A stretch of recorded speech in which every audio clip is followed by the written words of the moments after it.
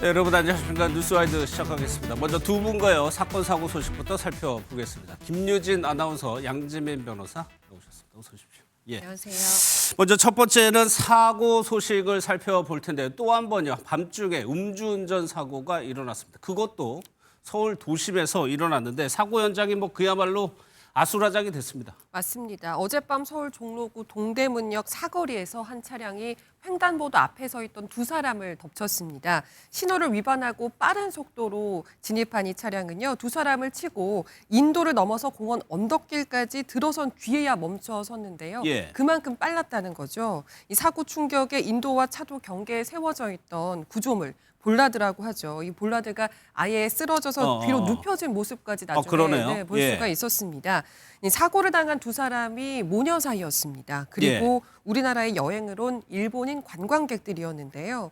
요즘 우리나라 여행 오면 드럭스토어 들러서 화장품 많이들 사간다고 그렇죠. 하잖아요. 예. 사고를 당한 모녀 역시 마찬가지였던 것 같습니다. 현장에는 모녀가 산 화장품 영수증들이 나뒹굴고 있었다. 이제 그런 것들이 전해지고 있는데 설레는 마음으로 여행을 와서 이런 참변을 당하게 됐으니까 예. 안타까울 따름입니다. 앞서 CCTV 보시에 멀리서 보이긴 하지만은 차량이 급하게 방향을 꺾는 거 보셨죠. 그리고 이 버팀목까지도 순식간에 넘어져 있었습니다. 당시 상황이 어땠는지 목격자 얘기를 한번 들어보겠습니다. In 5 minutes, the firefighter, the ambulances, and so on, they came here to help. Basically, the one woman who can give us a little response, the other guy flew 10 meters, 50 meters into the bushes, and he wasn't responding at all. 무려 10m 이상을 차에 받쳐가지고 날아갔다는 거예요. 앞서 말씀드린 대로 이 부상을 당한 사람은 모녀지간인데 일본인 관광객이었습니다. 맞습니다. 그러니까 모녀지간에 한국을 찾았다가 저렇게 참변을 당하게 된 상황인데요. 안타깝게도 50대 어머니는 사망을 했고 그리고 30대 딸의 경우에는 경상을 입은 그런 상황입니다.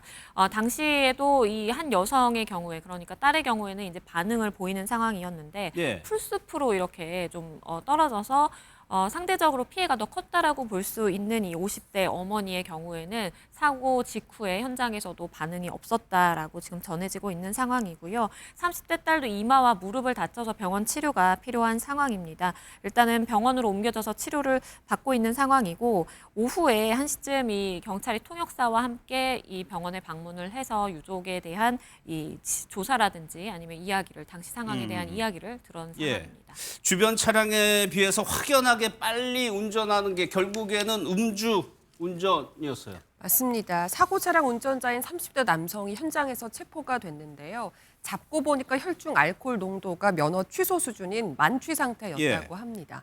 그러니까 음주운전으로 여행 온 모녀 중 어머니의 목숨을 잃게 만드는 되돌릴 수 없는 큰 피해를 준 거죠. 예. 경찰은 이 남성이 음주 상태로 1km가량을 운전을 한 것으로 보고 정확한 동선을 추적하고 있습니다. 예, 도대체 술을 얼마나 마신 건지 만취 상태라고 해가지고 오전에는 조사가 제대로 이루어지지 않은 것 같아요. 맞습니다. 일단은 현행예법으로 이제 체포를 하기는 했는데 우리가 조사를 하려면 어느 정도 그때 당시 상황을 진술하고 본인이 술을 얼마나 마셨는지 그 상황에 대한 객관적 진술을 담보할 수 있어야만 조사가 진행이 되는 것이거든요. 예. 그런데 당시에 이 가해자 측에서 너무나 술에 취한 상태였기 때문에 변호사 입회 하에 추후에 조사할 예정이다라고 경찰은 밝히기도 했고요.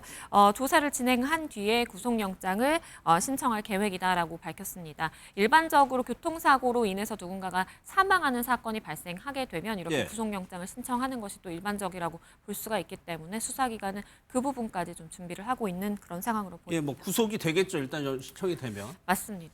그런데 지금 딸은 경상이라고 하지만 어머니는 숨진 상황이에요. 그러니까 결국에는 사망 사고가 난 음주운전 사고가 되는 건데 그러면 처벌이 더 무겁게 내려져야 되겠죠. 그렇습니다. 단순히 이 피해자 측에서 부상을 당한 것과 그리고 사망한 것에 이제 이러한 법정형이라든지 적용하는 법률의 차이가 존재합니다. 일단은 사고 당시에 혈중 알코올 농도가 면허 취소 수준이라고 전해집니다. 이것은 혈중 알코올 농도가 0.08 이상이었다라는 이야기인데요. 애초에 이 두 사람 중에 한 사람이 사망하기 전에는 경찰 측에서는 음주운전 혐의와 그리고 교통사고 처리 특례법상의 치상 혐의로 현행범 체포를 했었거든요. 그런데 병원으로 이송이 됐지만 이 어머니가 사망하게 됨에 따라서 특가법상의 위험운전치사상 혐의로 전환이 될 가능성이 높고요. 예. 우리가 위험운전치사상이라고 한다면 어떠한 혈중 알코올 농도가 몇 이상이다라고 딱 정해져 있는 것은 아닌데 판례상으로 보면 0.06에서도 이러한 법률이 적용된 바가 있거든요. 예. 그렇다면 이 취소 수준이라는 0.08 이상이라는 경우에는 충분히 적용될 수 있는 것으로 보이고 법정형 자체가 무기 또는 3년 이상의 징역에 처한다라고 되어 있는 상황이기 때문에 굉장히 중형 선고도 예견되는 그런 상황으로 볼 수 있습니다. 알겠습니다.